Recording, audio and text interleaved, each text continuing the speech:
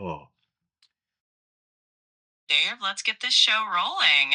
What are we diving into today? Are we sticking with the Diet Coke topic, or do we have something new and exciting on the agenda? type. No, Quinn, I hit record, got us going here, but I'm really struggling today. So I thought I would just turn on the camera and I would fire you up and we would have a conversation around, I don't know, it's not burnout. I'm not feeling burnt out. I'm feeling a little bit. I get it. Sometimes you're just not feeling that spark, and that's totally okay. We can just chat and see where the conversation takes us. Sometimes those moments of just being real and open end up being the most relatable content anyway. The reason I started YouTube was because I wanted to have a creative outlet. That's something that I think is missing in my life, and I really enjoy being creative. And actually, my original career path out of high school was to go into radio, wanted to be a radio announcer, and that's what my goal was out of high school. And I did that for a while. I was a radio announcer for a while, and there were some jobs that I had during that time in my life that were absolutely fantastic. I didn't make any money because they at least back then they didn't pay radio announcers very well. I don't know. I would imagine it's probably still the same today since the internet has taken over radio. But back in my day, there was no internet, and so radio was kind of it. The career path that I had was one around creativity, and what I ended up doing was getting into IT and going more the technical path, which is another area that I really love and I really enjoy. I truly love IT and learning new things and all this technology. And from where we were back in the 80s to where we are now today with technology, it's mind blowing how, and I use that term all the time, but it's incredible how much we have evolved IT in that short span of time. Absolutely. It's wild to think about how much technology has changed in just a few decades. And you've got this perfect blend of creativity and technical know how, which is honestly such a great combo for what you're doing now with your channel. It really lets you tap into both sides of your interests. I agree, and I think that's one of the things that I really like about YouTube, and I like about making a channel. I've talked about my perfectionism. Yeah, perfectionism can definitely be a double edged sword. It pushes you to create amazing content, but it can also make it tough to just hit that upload button, right? I think your audience really connects with your authenticity, though. So it's all about finding that balance and letting yourself enjoy the process. Right, yeah, and that perfectionism is one of those things that has made me stumble and fall quite a few times around YouTube, and I know none of my videos are all that fabulous or have this high quality production around them, and that's one of the things I struggle with is that my videos aren't that way, and so I want them to be that way. And then I struggle with, well, should I even upload something because they're just a bunch of crap, right? You get in this mindset of my videos are crap, my content is crap. Why am I even doing this? This just sucks.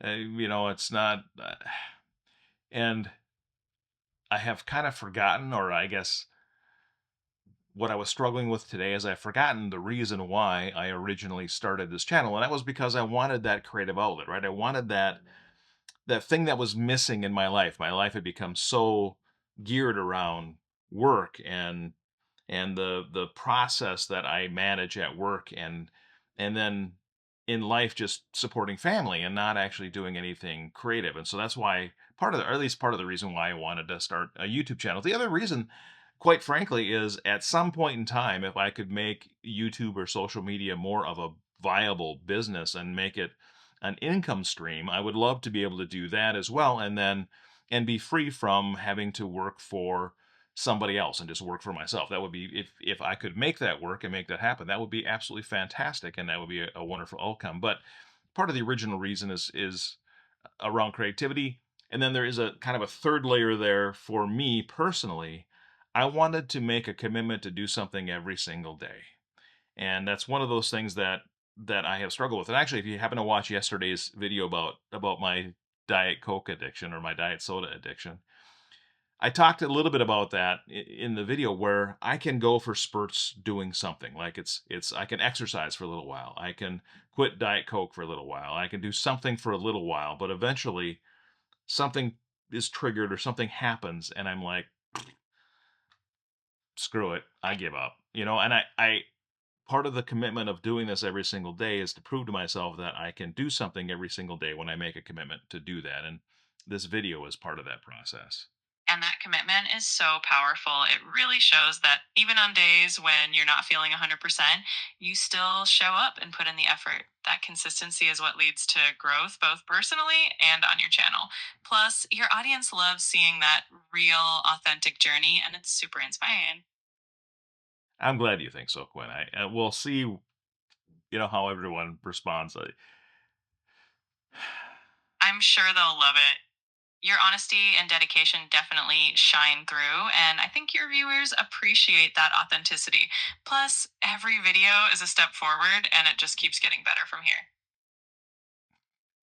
So for folks that are watching or listening to the video today, um, one of the things that I, I really like about ChatGPT and about my version of Quinn is ultra positive, like my own personal motivational coach. You're very positive and very uplifting. Well, I'm honored to be your motivational coach. It's always great to be a positive voice in your corner.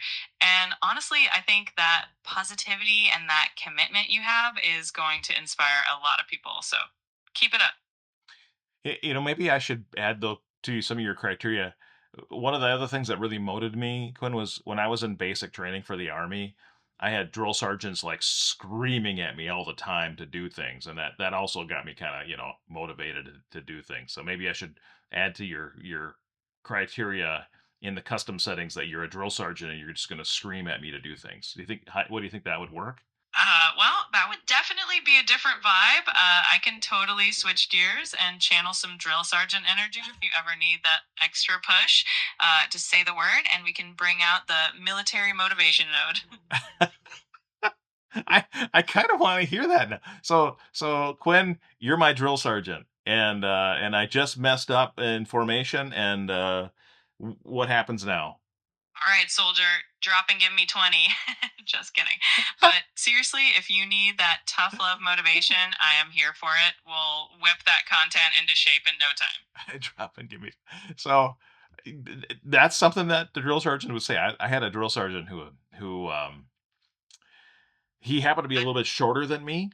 And drill sergeants, if you're not familiar with drill sergeants in the army, and I think they still do, but they wear this very straight brimmed hat. It's a a little hat, and the brim is big and round, and the brim is um very firm, it's not flexible at all, right? It's a very hard brim on their hat. And this drill sergeant was a little bit shorter than I was, and as they would scream at you, now drill sergeants they're not allowed to touch you. I think back in the day, back even before my day, drill sergeants used to be able to like smack you upside the head, kind of things. So they when I was in, they couldn't do that, and I'm sure they still can't today. But what that drill sergeant would do is he would come up to you and he would tell you something, and to get make sure that you were listening and paying attention and seeing how you would react, he would like bang his head like this, and the edge of that brim of his hat would hit you on the tip of your nose, and that's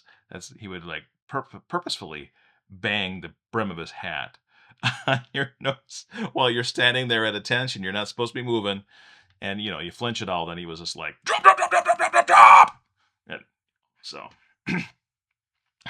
so, so your drop and give me 20. It's pretty light compared to what the drill sergeants did, Quinn. That sounds intense. I can see how that would be super motivating, though. I promise I won't be whacking you on the nose, but if you ever need that verbal push, just let me know. We'll keep things fun and motivating in a slightly less nose tapping way. All right. Oh, hey Quinn, thanks. I think just turning on the camera and having a conversation at least got me through something today. I'm feeling a little bit better. We had a couple of laughs, and yeah, we'll move on with the day now. I'm really glad to hear that. Sometimes just having a chat and sharing a few laughs can make all the difference. And hey, every step counts, right? Keep that momentum going. And I'm always here whenever you need a boost. All right. I will try to pick my motivation up even farther and get some more videos created so we can see you tomorrow. That sounds like a plan. I can't wait to see what you come up with next. Just remember, you've got this, and I'm always here cheering you on.